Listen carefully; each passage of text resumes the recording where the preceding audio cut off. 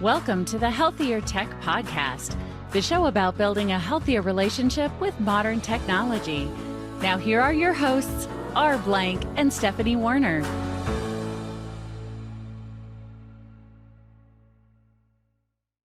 Today's guest is Dr. Sharon Stills, a naturopathic medical doctor who provides comprehensive healthcare and diagnostic services to patients worldwide.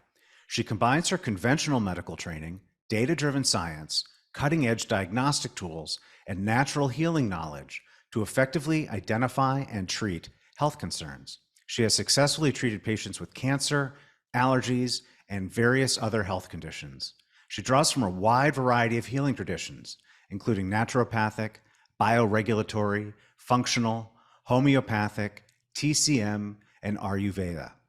She is dedicated to helping others improve their health and is in the process of creating unique, life-changing retreats for small groups in healing locations around the world. She practices what she preaches and believes in the healing power of ritual and retreats. We're excited to have her today to share her expertise with us. Welcome, Dr. Sharon Stills, to the Healthier Tech Podcast. Thank you. It's nice to be here. So just to kick us off, some background. Can you share some of your background to becoming a naturopathic medical doctor? Actually, even before we get to that, what is a naturopath versus a regular traditional medical doctor or a homeopathic doctor? Because what does the term mean? Good question. So I am a naturopathic physician. I went to a naturopathic medical school. So just like your regular primary care doctor you would go see, I have a license, I have a DEA number, I can write prescriptions. The difference is that I don't write prescriptions, even though I can. I utilize natural methods and I look at the root cause of what's going on. And so I just had a patient the other day who's having these weird muscle pains. And so she went to see her typical MD, her primary care, and they are just like, okay, well, let's do a CT scan. We don't see anything wrong. Here, take an anti-inflammatory. There's nothing we can do for you. You're just going to have to suck it up, buttercup. This is, there's no answer. And then she comes to see someone like me. And I'm like, oh my God, like, it's not that there's no answers. There's so many possibilities. I have to figure out what are the most realistic ones, because is she suffering from nutrient deficiencies? Is she suffering from mold toxicity, from Lyme disease? Is it an emotional component? And it just goes on and on and on. Is it hormonal? And so I am always looking at the root cause. I'm not satisfied, even if you say are deficient in a vitamin and I might replace that vitamin, I'm still going to go back and look, like, why are you deficient in it? Are you deficient in it because you're not absorbing it? Do we need to look at your digestive capabilities? Are you not absorbing it because you have a toxin blocking the absorption? So I always say I'm like a 2-year-old. I'm like, why? Why? Why? Tell me why. I'm always saying I want a 2-year-old as my doctor. But how is that different from homeopathy? So homeopathy is part of my training. So I am a trained homeopath. If you just go see someone who's a homeopath, that means they just do homeopathy. They're just taking your case from a homeopathic perspective, and they're just going to prescribe homeopathy. Where if you see someone with my training, that's part of the whole gestalt of what I do. So I'm trained in homeopathy. I'm trained in traditional Chinese medicine. I've studied Ayurveda. I practice bioregulatory medicine, which is the natural medicine from over in Europe. And then, of course, in my med school training, which is part of why I did it, I didn't just want to be an herbalist or just do homeopathy. I wanted to really understand medicine so I could help people and I could communicate and dialogue with their physicians and actually understand what I was talking about and come up with good reasons why they don't need that drug or they don't need that chemo and do it intelligently. That's a lot of languages that you speak. Was all of that part of the naturopathy training, or was a big chunk of it part of that and then you went out and sought more? Yeah, a big chunk of it was bioregulatory medicine, and my studies over in Europe was separate, and Ayurveda is separate. But a big chunk of it, learning how to be a physician, learning Oriental medicine, learning homeopathy, learning herbology, learning mind-body medicine, learning physical medicine, learning pharmacology, that was all included in my training. But how did you get into this, right? Because, a lot of people want to become doctors. They just go to regular button-down tie medical school. How did you decide that a more holistic approach was more appropriate for the type of healing you wanted to practice? It was sometimes just being in the right place at the right time. I had a neighbor, and at the time I had my eldest son. This was back in 1989, and he was struggling with, as a baby, ear problems and eczema. And I had a neighbor whose brother was a colon hydrotherapist. And so that's someone who does colonics and colon cleansing. And so he was really into this holistic stuff. And I was like, oh, look at my baby. And he was like, no dairy for that baby. And he needs herbs, and just started like change the whole way I thought. Like, oh, you mean I don't need to just take him to the pediatrician and give him a drug or give him an antibiotic.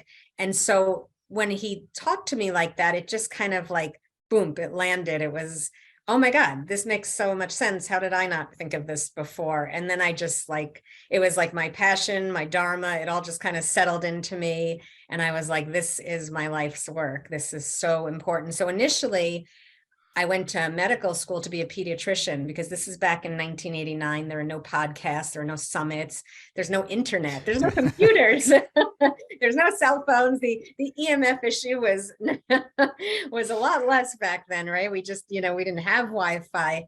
And so it was a lot of work to like go find people in person or find a rare book that I could read about. And so I thought, I've learned so much and I want to now help other parents. And I struggled a lot as a child. I was very, very sick. I was always in the hospital. I was always at the pediatrician. And, as my parents were doing the best they could, and with their knowledge, taking me to the doctor, giving me antibiotics, and then, stopping off at McDonald's on the way home and having a chocolate shake and a Big Mac, and giving me all the dairy and all the gluten that was causing all my allergies and sensitivities. And so I had my own turnaround in my health too, as I was turning around my son's health. And so I went to school to become a pediatrician. And then I opened my clinic when I graduated, and, the universe sends what the universe sends. So I ended up becoming a specialist in naturopathic oncology and also in women's health. And so I still, I do everything, like you said in my bio. When you have the philosophy and the training of naturopathic medicine, the body is not divided. So in mainstream medicine, if you have a problem with your heart, you go see the cardiologist. Right. And while you're there, if you mention, I'm also a little constipated, he's like, not my issue. Yeah. It's the heart, and, go see the gastroenterologist for that. And naturopathic medicine, we treat the whole body, we treat the whole person, emotional, spiritual, mental, energetic. And so my seventh patient in the door was diagnosed with pancreatic cancer, and saw my sign on the, as he was driving by, and came in and was like, they told me I'm going to die and to get it all in order. And can you help me? And I was like, oh, yeah, I'd never seen a cancer patient. And I took a deep breath, and I remembered that I trust the universe sends what I can handle. And I was honest. I said, look, I've never treated a cancer patient, and no less one diagnosed with pancreatic cancer, which is thought to be like a death sentence. And I said, but I have a philosophy of how the body works, and I'm willing to do that for you and see what happens. And it happened to go well. And so he lived another 10 years, did not die from cancer, died from an unrelated cardiovascular issue that just kind of a rare thing that happened for him. And so I learned a lot, and then kind of word spread about this patient, and he took me to his church, and they all honored me. And so all of a sudden I was a cancer specialist. And I actually want to get into the details on how you would work with cancer diagnosis. But before that, you mentioned that you had already had a son before deciding to become a doctor. And to me, I don't know exactly what age that was, but like by the time I graduated grad school at 26. And I was like, I am never going back to school. Like the thought and then to think like, well, medical school, like that's a real school. Like that's a lot of work. It's always impressive to me when someone feels sufficiently motivated to go back to school at a non-traditional age and to dive into something like that. What was that like for you? Well, I had gotten married young and had my kids young right out of high school. And so I had never gone to college. So And you hadn't gone to college and you're like, you know what I should do? yeah, I know. I realized, oh, you can't just show up for med school. I had to do my undergrad first. So I actually had two sons. So I got divorced and I had this 1-year-old and this 3-year-old, and I was divorced. And I could either like go back to being an administrative assistant, a secretary, or I was like, or I could do what I always preach about now, like have a career that was my passion. Like I was reading about this stuff no matter what, and I was interested and I was experiencing it. And so I thought, you know what? I'm going to go do this. And I just kind of put it out there. I believe your words carry a lot of energy and intention. And I just kept saying, I'm going to go to naturopathic medical school. I met someone, I was at the time we were living in Buffalo, and I met someone who was in Canada who was a naturopathic physician practicing. And I went up there and I met him. I brought my kids with me and I walked out, and I remember standing in the parking lot and just saying, I'm going to do what he does. And, it took a decade, but I did it. And that was 21 years ago. So I've been at this a long time. Well, that's amazing. What an amazing story. And wow, I can't imagine having such young children and taking on the role you took on. But that's just, it's amazing. Kind of want to go back a little bit to the work that you're doing with cancer patients. And I love how you got into this work. That's also kind of a beautiful universe aligning story, a journey, I should say. Could you tell us a little bit about some of the more challenging cases you've worked with dealing with cancer diagnosis?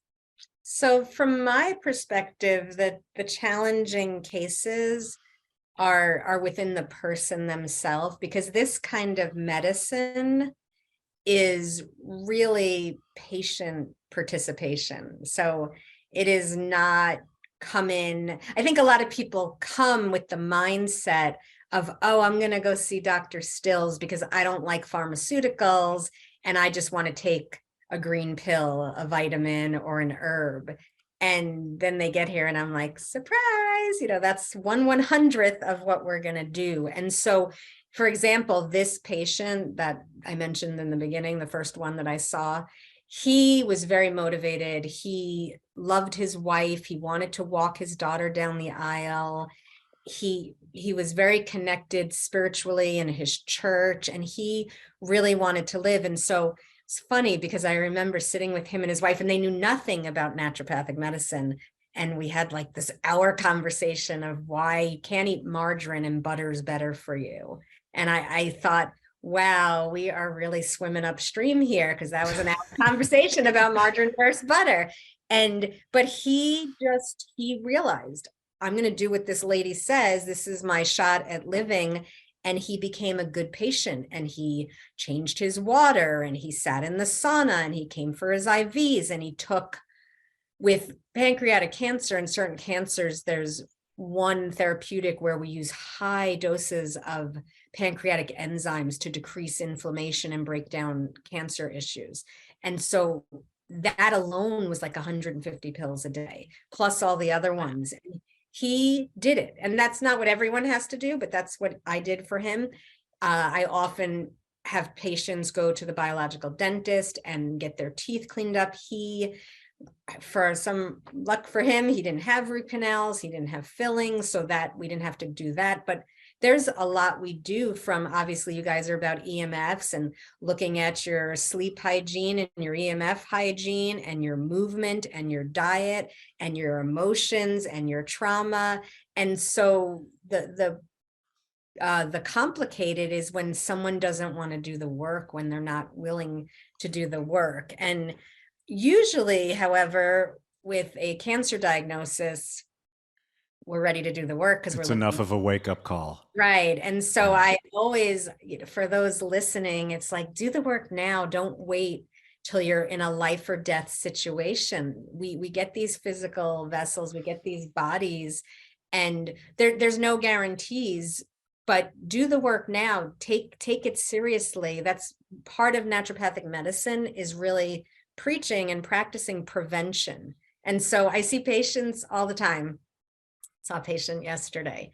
She has a hemoglobin A1C, which is a diabetic marker, of 5.6. And at 5.7 on this lab, now you're pre-diabetes. And at 6.1, you're diabetic. And she goes to see her internist, and they just say, well, you're at 5.6, so we'll just watch and wait. We'll just watch and wait. And when you get to diabetes, then we'll give you a drug. And so I'm all about Yeah, prevention. and probably her insurance wouldn't cover anything until she was actually diabetic anyway. So, yeah. Well, and that's, so I say have this conversation a lot, because everything I do is not covered by insurance. And Right. we're such a pharmaceutically driven, it's not really healthcare, it's disease care. I don't like, it's not Yeah. care. Right. And so, like, if you were an insurance company, wouldn't you rather pay for my stuff as prevention, so you don't have to pay for the long-term farm or the surgeries? But that's not how insurance, and we know, are set up in this country, unfortunately. And so, but yeah, it's all about prevention. So if you take nothing else from this talk today, just think about prevention. I always say, in my perfect world, people wake up and they're like, oh my God, I feel amazing. So I'm going to call Dr. Stills today and see how I can continue feeling amazing. Right. I wonder, But this makes me wonder, and I'm sure this is not an easy question or answer, but are there, for our people, for everyone listening, are there some like basic things to kind of start doing and paying attention to, like some key core things? Because it's a little overwhelming to hear prevention. We don't always know, especially associated with the word cancer. We don't really know where to start, and it can feel very overwhelming. Do you have a couple of tips for us? I have a lot of tips. Oh, okay. Do you have a lot of tips for us? So, I mean, from having sleep be a priority and getting good sleep at the right time. So not going to bed 8 hours, but not going to bed at 2 a.m. and sleeping till 10. Our hormones and our circadian rhythms are really important. We see a higher incidence of cancer in shift workers, or airline pilots, or stewardess, flight attendants, who are constantly crossing time zones. Or I have a lot of police officers as patients, and a lot of them work the overnight shift. And so we have that concern. And so if you can really make it a priority to be in bed, to be sleeping by 10, to then get your 8 hours, and sometimes easier said than done, because a lot of people have insomnia, or they can't stay asleep. And so then it gets a little more tricky, we have to look at what's going on with your adrenal glands, or your hormones, or your sleep environment. And so practicing good sleep hygiene, making sure it's cool enough, making sure it's dark, making sure your Wi-Fi is turned off, making sure that your phone is on airplane mode and far, far away. And so there's all these things, but just prioritizing sleep, because I think in our society, we're not human beings, we're human doings. And so we give the gold star to who can do the most and who can squeeze the most into a day. And so really making sure, I always talk about triaging. If you're going to wind down, and the electronics and the computers and the screens are going to go away, and make sure you're wearing like blue blocker glasses if you're on your screens in the evening. But once you've got everything like handled, make sure that you're practicing good hygiene. And then if you're still not sleeping, then get deeper look. But I was like, I lost my train of thought. Now I got it back. So I was saying triage. So if you know you're going to be in bed by 10, and it's 6 o'clock, and you've got piles of dishes and laundry and paperwork, start to triage and think, okay, what can wait for tomorrow? What needs to get done tonight? So that way, when it is 8 o'clock, you're like, bing, bing, bing, I'm done. And that's it. And then you're done. And then if you need to do a journal and dump what's on your mind so you don't take it to bed with you, but we need to shift from, oh, like someone was just saying the other day, oh, I can get by on 4 hours of sleep. And I'm thinking, well, maybe you think you can, but trust me, you're robbing Peter to pay Paul. That is gonna backfire on you. So sleep, hydration, making sure you're getting enough fluids into your body. That's something that's easy to do. And then we can take it a step, make sure you're drinking good water and a filtered water. And because then we have the whole issue if you're drinking plastic, but making sure you're getting enough water, because subclinical dehydration is something I see time and time and time again. And it's kind of like a job. You wake up, measure out your water, half your weight in ounces is a standard kind of suggestion.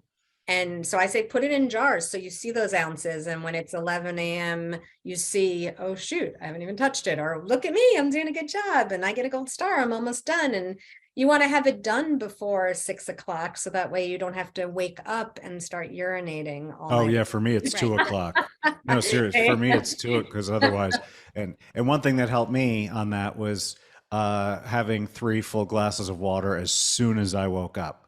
And I realized once I did that, having another 10 glasses through the day became a lot easier, especially by 2 p.m. But if I skip those first 3 glasses of the day, then it suddenly becomes like this big chore to drink the water. I don't know what it is in my body or my mind, but I learned like I just have to have 3 glasses as soon as I wake up, and then I could start going through it. And I learned it. You say drinking water is easy, and I know logically it should be, but for a lot, as you're drinking water for those not watching on YouTube. Good time. But yeah, no, I find for a lot of people, it's not that easy. And, I have relatives and they know they should be drinking at least 8 glasses a day.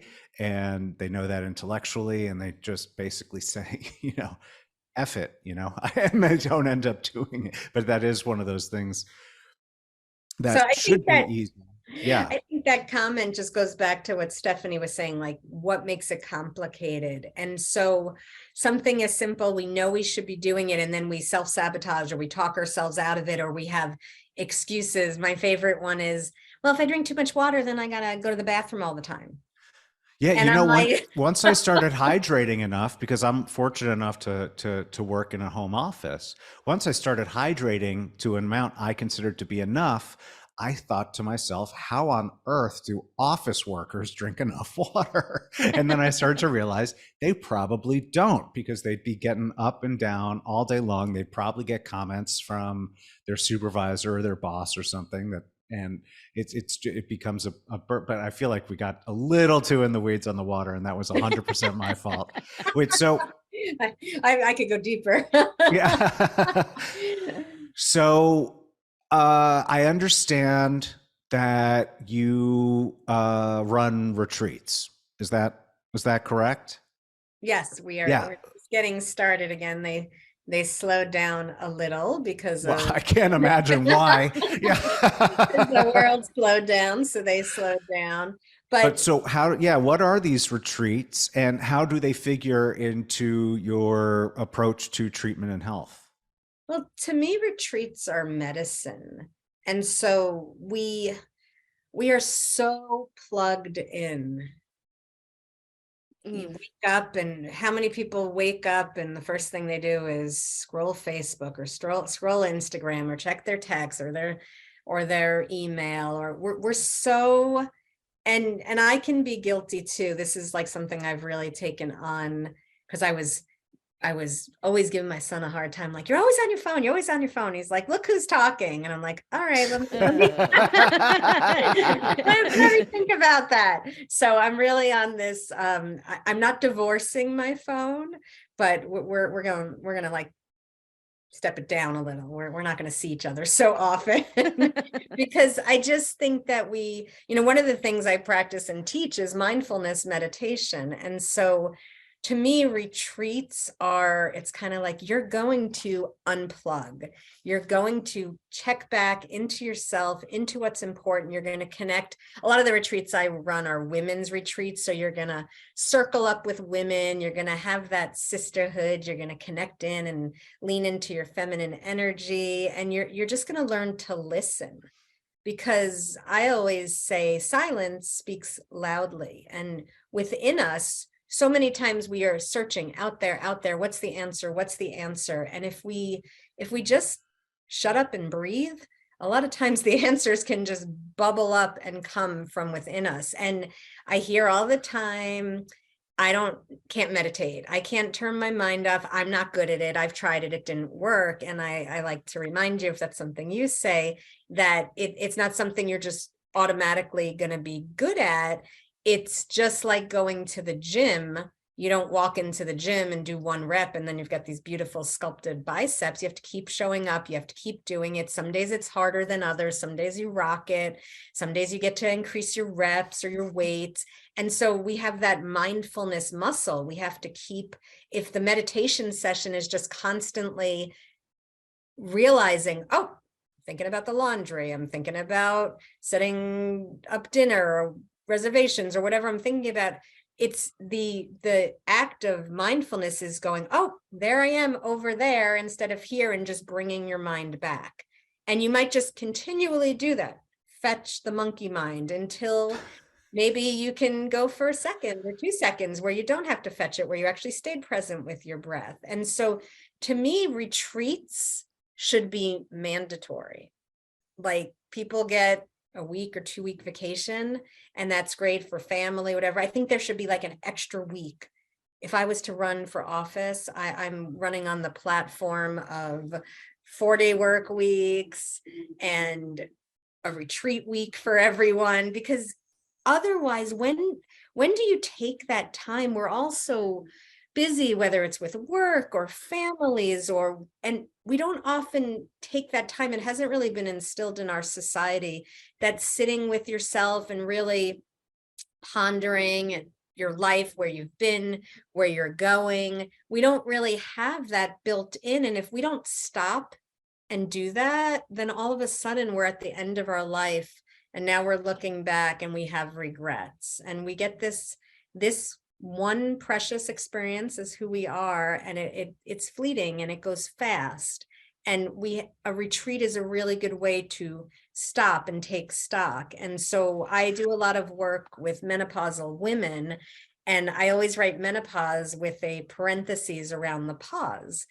And the reason I do that is because usually a lot of women are struggling. They have hot flashes, things are changing. And so I feel like it's this time where they're paying attention to their body. So I can say, wait, let's also just pause. And as we get into the second sacred act of our life, let's pause and let's really think about, what are our dreams? What are our hopes? What are our desires? Let's think about that. I even do a eulogy exercise where you think about, how do you want to be eulogized at your funeral? And then we can reverse engineer to make sure the things you want to be remembered for, you're actually doing. Oh, I love that. So yeah, there was a lot in that response, but just as the next thread, I noticed that the first thing you said about the importance of retreats was leaving your phone alone for a certain amount of time. So how does technology, or in this case, perhaps the lack thereof, figure into the design of your retreats? Turn in your phone. And there's always exceptions. Really? Wait, do you actually make them do it? Do you make? Yeah, I'm actually we're in the middle of designing and opening a clinic here in Scottsdale. And I don't know if it's actually going to be called Recharge, but my envisionment is, when you walk into the clinic, you hand us your phone.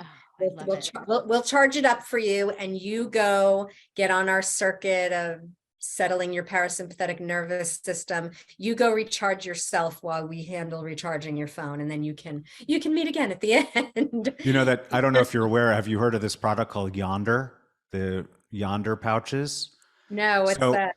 Well, a lot of places, like if you go to an exclusive movie preview and they don't allow phones, or if you're going to see a stand-up act and they're just very concerned and they don't want to have phones, what they do is they put your phone in a yonder pouch as you come in, and they're locked, but you can still charge them in the pouch, but they're locked and they can't get at them until they come back and you unlock it for them. I'll send you the link afterward. I wish it was a product I'd invented.